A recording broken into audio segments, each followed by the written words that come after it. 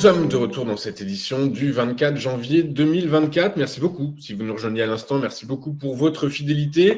Juste avant de retrouver David Furcage, on va faire un détour par le Palais Brognard où les indices à l'ouverture étaient attendus en hausse timide. Résultat, ils font plutôt le chemin inverse puisqu'à l'heure actuelle, le CAC 40 perd 0,34% à 7388 points. Je vous rappelle que cette journée, par contre, est une journée placée sous le signe de la publication des indicateurs avancés d'activité, les PMI, puisqu'ils seront publiés en France, en Allemagne, en zone euro et cet après-midi aux États-Unis. Voilà, c'est des indicateurs qui permettent d'anticiper à minima la direction que peut prendre la croissance économique des zones dont on vient de discuter. Voilà, dans cet environnement donc teinté de prudence, parfois un peu de doute, ce matin, moins 0,34%, que faut-il faire? Que vont faire les marchés actions? Pour répondre à cette question, je suis avec David Furcage. Bonjour David.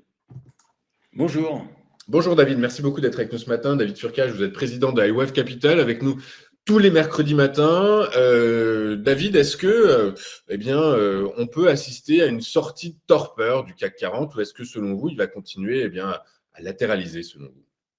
Bon, d'abord, pour l'indice français, ce n'est pas vraiment une torpeur qui qualifie l'état de l'indice, puisque celui-ci avait atteint de nouveaux sommets historiques à la fin de l'année 2023 et que depuis, il consolide sensiblement sous une résistance majeure qui se situe à 7642 points et en réalité dans un vaste range depuis 2023. Donc, on ne va pas signifier qu'il s'agit d'une torpeur, mais simplement d'un mouvement de range, de consolidation ou de pause. Alors qu'il avait fortement progressé à la fin du trimestre 2023. Donc rien de très grave pour le moment et pas de torpeur. Ok, donc pas de torpeur. De toute façon, alors il y a quand même, effectivement, peut-être pas de torpeur, même s'il y a quand même une forme d'incertitude, j'ai l'impression, dans l'esprit des investisseurs. Le CAC 40 a ouvert à moins 0,34, là maintenant il est à plus 0,32. Du coup, est-ce qu'il y a une direction claire qui peut se dégager, selon vous, sur l'indice phare parisien lors de ces prochaines séances? En fait, comme le graphique en témoigne, le marché évolue maintenant depuis plus d'un an à l'intérieur d'un vaste range. Donc évidemment, un range, d'un point de vue de l'analyse technique ou de la psychologie, effectivement, il s'agit d'une zone de doute momentanée en attendant que le marché s'extrait soit par le haut, soit par le bas. Quoi qu'il en soit, le marché est en situation d'équilibre et c'est justement ce que l'on observe entre le support majeur de 6866 points et la résistance majeure de 7642 points. Il y a un petit niveau intermédiaire qui se situe au niveau de la moitié de ce range sur le support de 7260 points. Donc, en fait, en tant qu'analyse technique, c'est la neutralité, ce dont on peut parler, une forme d'équilibre du marché et qui, effectivement, implique en matière de psychologie une zone comment dirais-je, un moment de doute. Voilà, mais rien de très grave, franchement, puisque, comme je l'indique depuis maintenant quelques semaines, le marché ne fait que consolider sous ses précédents plus hauts historiques. Okay, voilà, donc à l'ouest, rien de nouveau.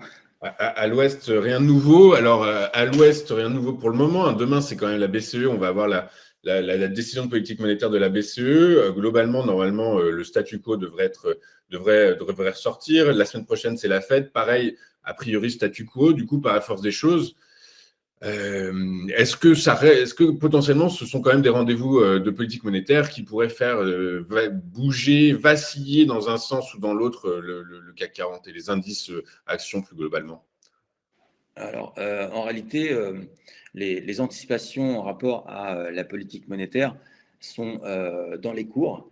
Ce qui fait varier les cours, c'est une surprise dans le discours des banquiers centraux, de la manière dont, par exemple, ils peuvent percevoir l'inflation et la croissance, et ce qui donne quelques éléments en rapport à la trajectoire des taux d'intérêt de la Banque centrale. Mais en dehors de cela, la décision est attendue et je ne vois pas comment ça pourrait faire varier les marchés. Donc, je répète, en dehors d'une surprise dans le discours du banquier central. Ok, très clair. Écoutez, on va suivre ça effectivement avec une grande attention, David.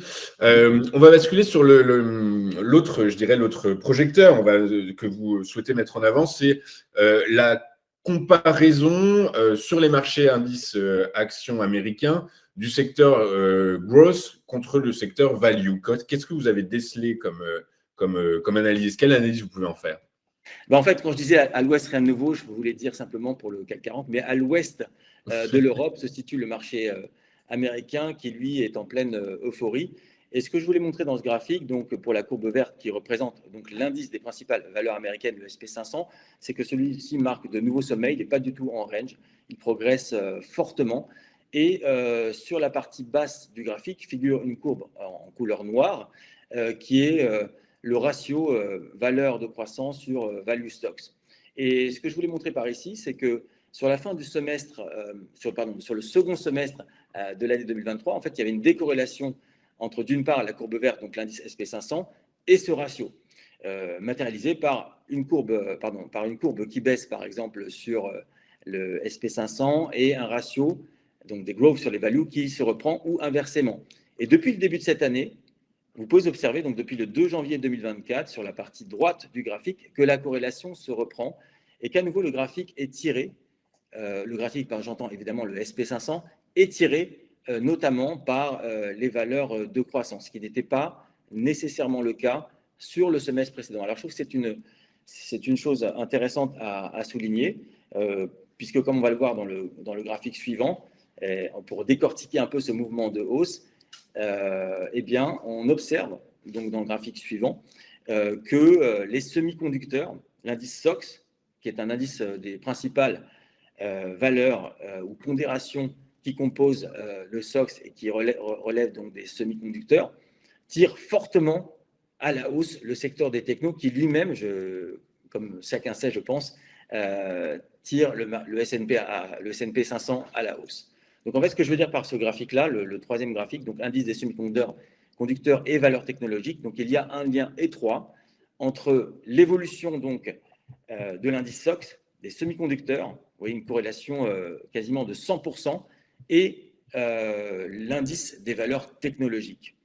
D'autre part, le secteur SOX, donc des principales pondérations qui relèvent des semi-conducteurs, est tiré lui-même par 40% en matière de pondération boursière par des big caps que sont AMD, Broadcom, Nvidia qui a passé le billion de capitalisation boursière. Donc en fait, si on essaye un peu de comprendre, de décortiquer ce qui se passe outre-Atlantique, donc à l'ouest, il y a du nouveau, eh bien on se rend compte que les technos tirent fortement le secteur américain, le SP500 à la hausse, qu'en fait cette évolution n'est plus vraiment conditionnée par les anticipations de ce que va faire la Banque centrale. Ça, c'est important de le souligner. Donc, depuis le début janvier, finalement, le secteur techno part à la hausse, alors même que les anticipations en rapport de ce qui va se passer d'un point de vue de la politique monétaire eh bien, est largement dans les cours. Donc, en fait, on a un secteur growth et techno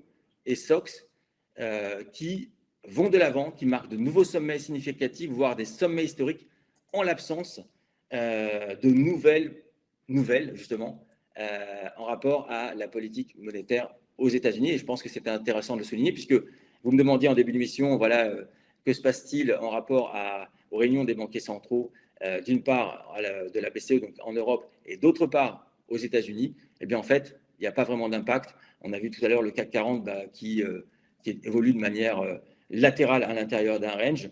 Et finalement, on ne voit pas vraiment d'impact ou de lien à présent entre le discours des banquiers centraux ou ce qu'on attend de la Banque centrale et l'indice européen. Et outre-Atlantique, eh bien, il y a une envolée depuis le début janvier du secteur techno donc, qui tire le SP500 à la hausse. Et ce secteur techno est lui-même très coléré et vraiment tiré par le haut par les semi-conducteurs en dehors de toute nouvelle en rapport aux taux d'intérêt et notamment des taux d'intérêt des banques centrales. Oui, évidemment, c'est les perspectives de croissance du marché de l'intelligence artificielle qui tirent vers le haut actuellement les fabricants de semi-conducteurs. Merci beaucoup, David, d'avoir été avec nous ce matin. David Furcage, vous êtes président d'IWF Capital avec nous tous les mercredis matins.